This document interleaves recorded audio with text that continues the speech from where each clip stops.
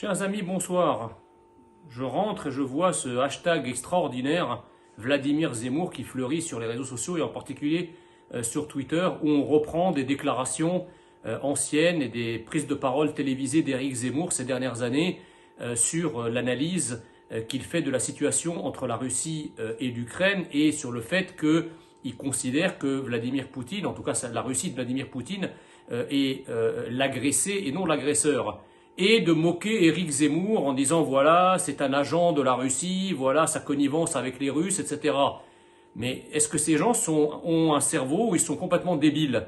Ce que dénonçait Éric Zemmour depuis des années, c'est justement qu'il ne fallait pas que l'OTAN étende son influence, étende sa présence jusqu'aux frontières de la Russie, qu'elle arrête d'incorporer des États frontaliers de la Russie à une alliance militaire qui est hostile par définition à la Russie. En clair, si on avait écouté les analyses d'Éric Zemmour il y a 1 an, 2 ans, 3 ans, 4 ans, on n'en serait pas là aujourd'hui. Alors bien sûr qu'il faut condamner avec la plus grande fermeté l'invasion russe de l'Ukraine parce que personne ne peut cautionner ou justifier une guerre ou une invasion militaire. Mais enfin, on ne peut pas non plus se condamner à ne pas comprendre tous les chaînons du processus qui nous ont menés jusque-là. Cette guerre n'a rien de naturel. Elle s'explique par un contexte géopolitique, par un contexte régional, par un contexte d'alliance militaire que depuis des années, Éric Zemmour cherche à clarifier et à analyser. Donc aujourd'hui, le moins qu'on puisse dire, c'est qu'Éric Zemmour a eu raison